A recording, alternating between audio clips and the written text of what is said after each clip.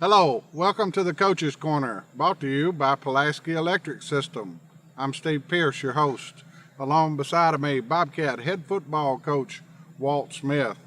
Last Friday night, the Bobcats traveled to Tullahoma and suffered a 21-14 defeat. Coach, it just wasn't the type of night that we wanted in Tullahoma. No, definitely didn't play well. Didn't play well at all. Never could get going on offense. Penalties marred us all night, and defensively, I didn't think we played terrible, but they did just enough to put enough points on the board. And offensively, we just couldn't get anything going. Let's talk a little bit about it offensively. At times, Coach, we moved the ball well, but just maybe a mistake here, a drop ball there. It sort of took us out of, it put us in third and long, and even had to convert some fourth down. They call them drive killers. Yeah, it was. I think we had 6 false start penalties Friday night, which are huge killers. Anytime you give the defense free 5 yards, it really hurts you. And we had a few drops. You're going to have some drops at times, but I felt like penalties was one of the biggest things that kept us from getting going Friday night. You can handle effort penalties, like every once in a while you're going to get a holding penalty because the guy's trying to block hard, and you're going to get a face mask penalty because we're trying to tackle hard. But those false start penalties, especially on wide receivers, are really hard to take sometimes, and we've got to do a better job in practice getting those guys to stay on sides. Coach, you talked about it.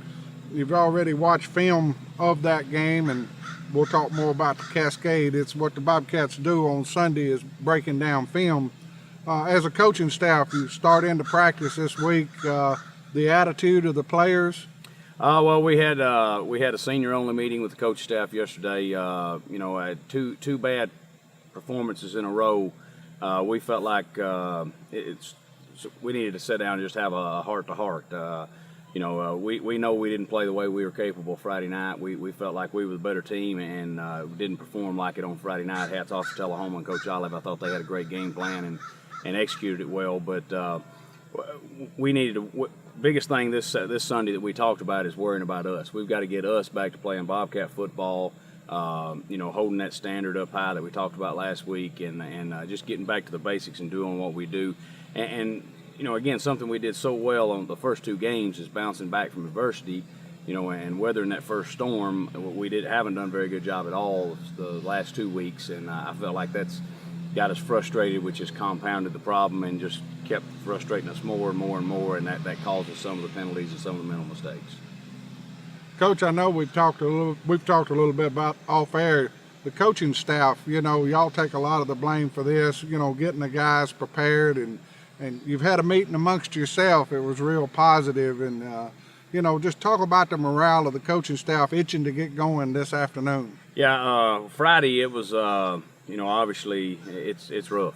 Friday night after playing like we did Friday night, it was definitely not a very. It was more of definitely a somber mood. Trying to get a grasp on what mentally we've got to do better. And like I said, I thought the meeting with the seniors yesterday, we're going to change a few things up just to kind of get the energy in practice. I think that was one of the problems in the past couple of weeks. Our energy in practice hasn't been where it needs to be. And trying to pick up, we've got to get off to a better start. Still hadn't scored a point in the first quarter this year, and we've got to do a better job of that. And that all comes with execution, but that all ultimately falls on us. We've got to do a better job preparing them during the week, and we feel like we've got a better plan this week. Coach, whenever you get in a situation like this, we're not quite at the midpoint of the season, but we're getting awful close here. The run from here on out determines what this Bobcat team can achieve. Absolutely. As we get back into district play this week, with a district game on top of it being homecoming, all that stuff, and that's the only way you can guarantee yourself a playoff spot is to finish first or second in the region or district, and we've still got all of that still in line. Where all we got to do is take care of business for ourselves, and that can still happen. And then hopefully get into the playoffs and get good matchups and go from there. But all of our goals are still attainable. Obviously, again, we don't like performing the way we have the last 2 weeks, and we know we've got to get better. But all of our goals that we had the first of the season are still intact. We can still automatically qualify for the playoffs, and we can still make a run to state championship. Coach, let's talk about the defense last Friday night against Tullahoma. Got a lot of playing time for some of the young players. The freshman Devontae Murphy, D. McElroy coming in there. trying to build a little depth on that defensive line? We are, and that on top of building depth on the defensive line will help us build more depth on the offensive line, because some of those guys won't have to be playing both ways on as reserves on that other side. But thought D and Devontae came in really well and played really well for us. We moved Trey Turner out to an end. Thought he played pretty well for us most of the night. And those two young guys inside, they're big bodies. It's hard to replace a big body in there that wears on that offensive line and kind of wears that offensive line down instead of the defensive line down. And they're just going to get better as the year goes. Anytime you can play freshman and sophomore, you know things are going to look good in the future. Yeah, if you look at Tullahoma gets their quarterback situation straightened out. They come in Friday night. You do have to tip your hat a little bit to Coach Olivet. Tullahoma wasn't explosive on offense, but as you've talked about, taking the things the defense gives you and moves the chain, Tullahoma done a good job. They did. They did. And again, they were in a spot where they could have pushed the panic button early in the season. Two kind of blowout losses to start their season 0-2. But being a good coaching staff like they are, they didn't panic. They just kept doing what they did, moved a few people around, made a few minor tweaks, got the right guy back there in the backfield calling the signals, and had Shovel down to the wire. Actually had Shovel beat the week before, and then came out with a good game plan with us. Again, obviously, we didn't help ourselves with them at all, but they definitely had a good game plan and got their guys going in the same direction. And we're at the point right there. After the last two games, we've got to kind of make a few of those minor adjustments, tweak a few things, move a couple of people around, and hopefully we can rebound also. There you go, Coach. Moving on to this week, it's just an exciting week at Giles County High School.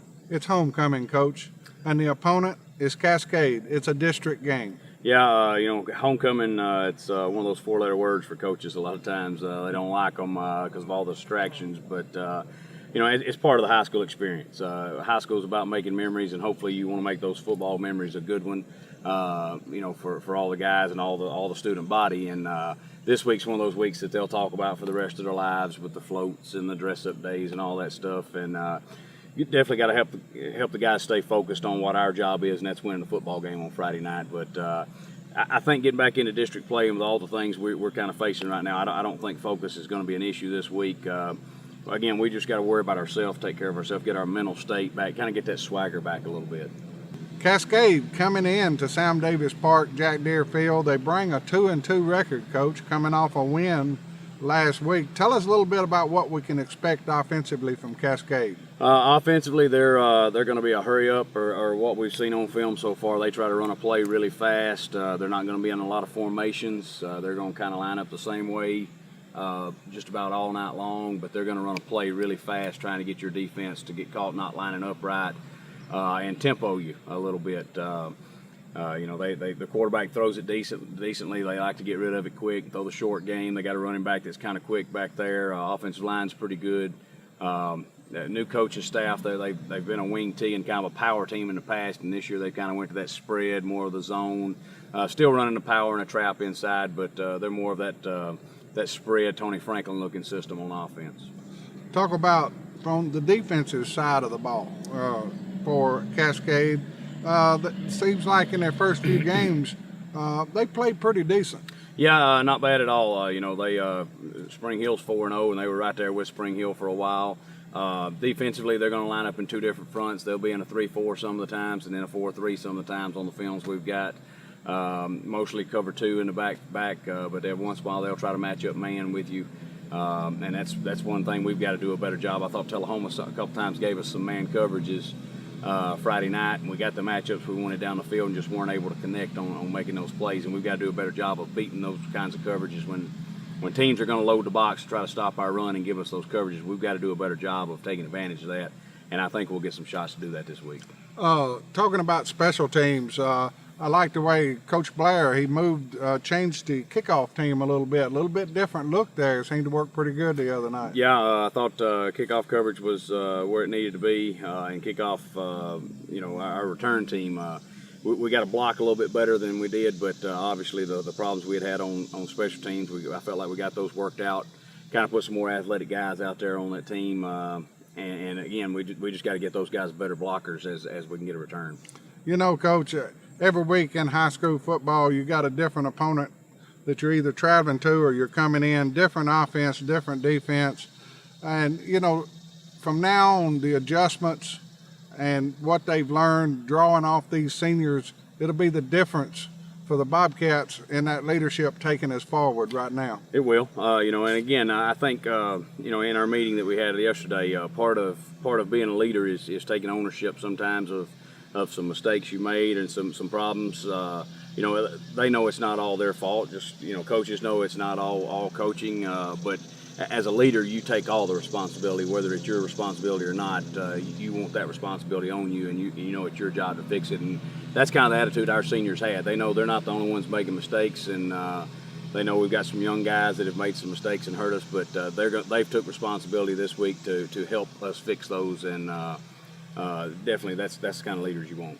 Yeah, you know, Coach, it's great to have a program to where you expect to win, and when you expect to win, it brings around some discontent when you don't, but actually it's a good thing. It drives you. Absolutely. You know, I said when I took this job, I don't want to be at a place that the expectations aren't as high as they can be. You know, we've got great support from our program, but with that great support, you know, people are going to be disappointed when you don't play well.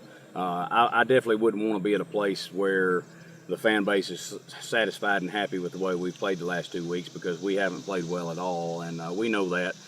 Sometimes I wish they'd, you know, handle it a little bit differently. They're discontent with social media and all today, because the kids, you know, they read that and they listen to that stuff. But you like a fan base that's concerned. You like a fan base that's not happy with mediocrity or losing, and that I don't want to be any other place than that. And we're going to make sure we give them something to talk about this week. Well, there you go. Huge week this week. Homecoming festivities down here at Sam Davis Park, Jack Deere Field. You're going to have a great football game going on, the Bobcat Band to go, the homecoming festivities, floats. Exciting week, Coach. Absolutely. You know, finally get back home. You know, down here, it's been a long road trip. You know, those 3 games on the road's rough, and we haven't played well on top of it. So it'll definitely be good to get back into, you know, some familiar settings, get dressed in our own locker room, things like that, not have to ride that bus for a long way. It'll definitely be good to get back down here and in the festivities and everything. It's great to hear the Band of Gold up there and all the fans here. Well, this Friday night, 7 o'clock, the Bobcats take on Cascade right here, homecoming. I'm Steve Pierce, your host of the Coach's Corner, brought to you by Pulaski Electric System. We'll see you here.